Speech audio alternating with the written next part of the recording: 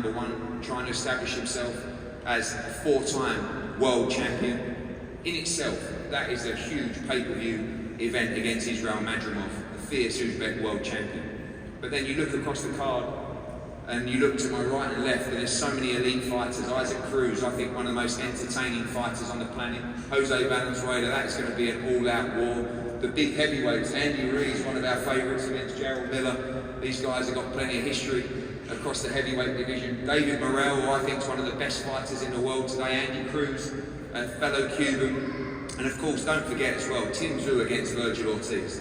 I think one of the best fights you could possibly make in boxing.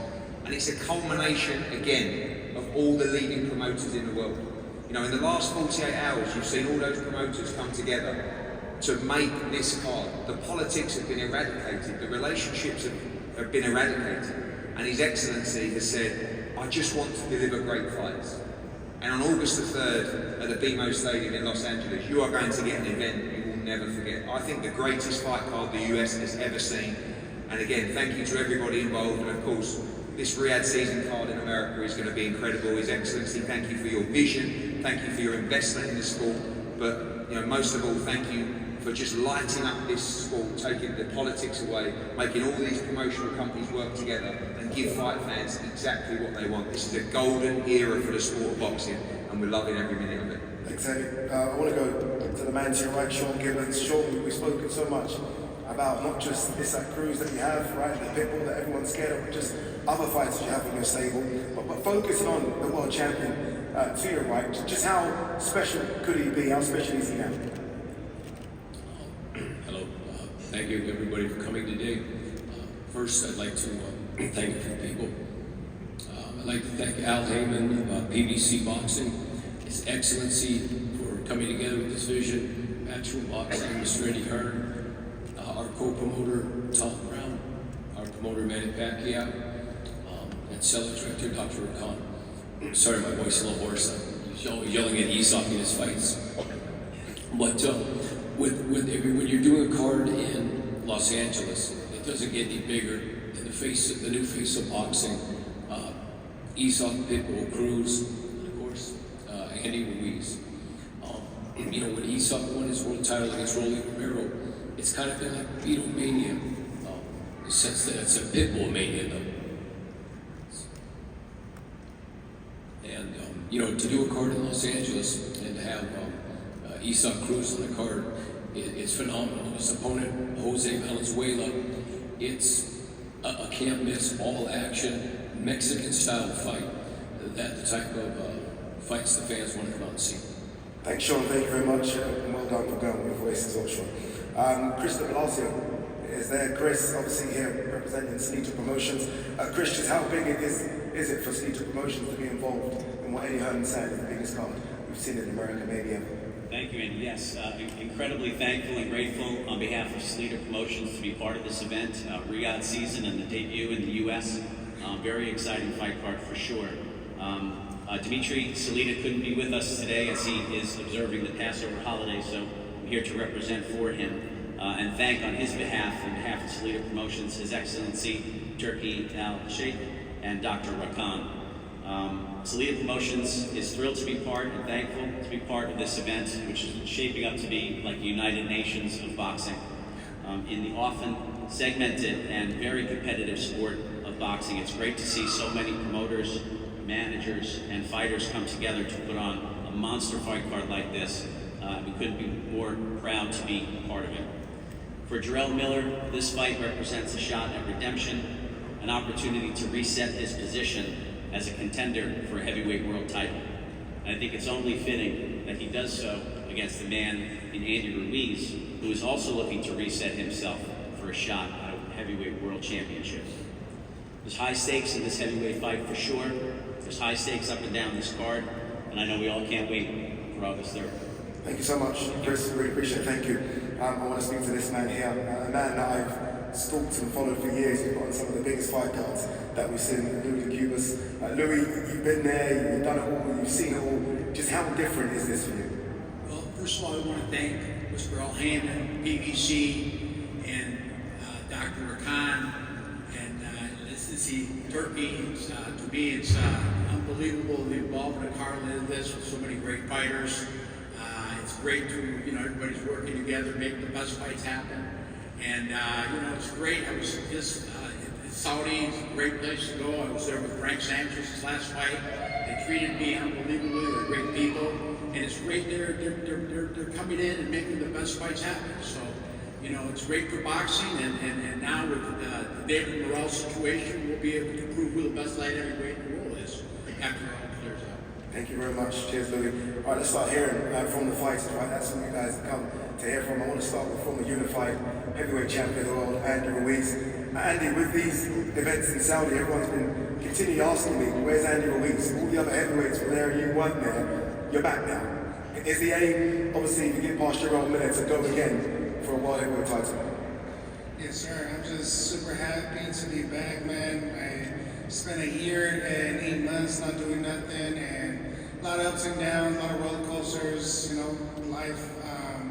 But I'm glad that God gave me another opportunity. Everybody that's involved in this big, amazing card and August 3rd in Los Angeles, I thank them so much too. And I'm ready to rock and roll, man. August 3rd is going to be the return of Andy Ruiz and the consistent Andy Ruiz, the focused Andy Ruiz, and I just can't wait to get back in there. What type of challenge do you think Jerome really brings to the table? Gerald brings a lot of challenges, He's big. He likes to smother his opponents. He likes to bang it out in there. He's not an easy opponent. He's not just a guy that I'm going to walk him out and win easy. I got to stay focused. I got to be prepared, and I got to do what I do best and win my fights.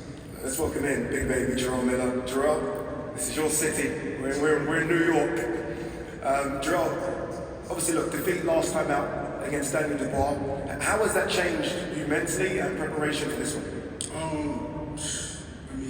There's so much that was going on before that fight, and just having 3.5, 4 weeks to prepare for Daniel Dubois was not the ideal moment. But I took a chance because I know it put me back into the position I wanted to be in. It was a great card. Shout out to Turkey, His Excellency, my brothers out there, assalamu alaikum. It was a lot of BS going on around that fight. Signing the contract, finally signing the contract 2 weeks before the fight. My own co-promoter just sued me for $5 million for two weeks before the fight. Couldn't get camp together, couldn't get training fights together. It was a lot of BS, and as a fighter, we're risking our life in there. And we just want to focus on doing our job. And then when you have people in your back that's constantly, nagging you and aching you, it's hard to do that job. And like I said, I had Dubois out of there, but mentally I just clocked out in the 5th or 6th round. Dubois didn't hurt me. He didn't beat me. I beat myself. And even Turkey said it to me after the fight. He's like, I want you back. Dubois didn't beat you. You beat yourself, and it hurts because I'm the person that wears my pride on my shoulders. I come to kill. I come to hurt. I come to fight. And for me, just to go out that way, it's not cool. So coming with this fight, I have more than enough time to prepare. The difference between that fight and this fight is I have time to prepare. If you watch any one of my fights on my track record besides Dubois, either I knock you out or I dominate and I beat your ass. So with this fight I have time to prepare, and they called me about the Andy fight and I was like, oh gee, that's one of the bros, So I picked the phone up and I said, call me, and I called Andy and I said, Brody, I'm like, yo, got permission to kick your butt, and he's like, he's like, man, listen, I want to fight, man. I want to fight bad. And I'm like, you know what? Fuck it. Let's 2 brothers go in there, we bang it out, man. And it's nothing but love. There's no animosity between me and Andy. It's just business, And I told him, no matter what happens after the fight, now you're still taking me fishing, bro. So I don't want to hear that. But like I said, this is boxing, man. It's a great card to be on. I can't wait to go in there and just do what I do best, man. Let's kick ass, And this is my last fight with Sleater Promotions, and we're gonna keep it cordial, we're gonna keep it respectful, and we're gonna get the job done. And after that, me and Eddie gonna go off for a pint. But like I said, man, it's great to be home. Great to see my friends and family out here in New York City. But at the same time, you got to keep things in aspect when it comes to boxing and politics. You know, even though we're doing the press conference in America, in New York, you know, we're doing a fight in LA, which is Andy Ruiz's background, you know, his hometown. So, you know, I'm gonna be fighting not just him that night. So I'm going in there. I'm motivated. Looking at a couple options of the training camp right now. I'm not gonna say where exactly, but best believe this, I'm going to kill myself in camp. I'm not no journeyman. I'm not no mother effing stepping stone. I come to seek and destroy and hurt things. So I can't wait for August 3rd. And thank you guys for tuning in and showing up. There's no shit talking today, guys. I'm sorry. You know, there's not that kind of opponent. You know. We have time. There's still 3 months left. I mean, listen, I don't know, man. I gotta figure out a punchline or something. I don't know. Maybe it's like the battle of fast food, the Kilo Taco Bell versus the Burger King. You know what I mean? So, you know, best man wins. You know, but like I said, man, it's nothing but love, man. It's awesome. I think me and him is gonna have fun. You know, I think we're gonna feed each other out the first round or two, and you know that's how sometimes fights start. But the minute he punched me and I punched him, all that shit go out the door. You know, so like I said, it's gonna be a fun fight, and I can't wait. You know what I mean? And it's great. Be right back where I'm supposed to be, and it's gonna put us right back in the top 3, top 2, and big opportunities to come. Yeah, it's going to be a fantastic fight. I think everyone excited about that one. Eddie, a bit of a surreal moment for you in the middle. Obviously, Andy Ruiz fought AJ. It was supposed to be Jerome Miller, but an AJ right here in New York. This must feel strange to be in between both of them. Yeah, crazy. I mean, Jerome Miller was supposed to fight AJ.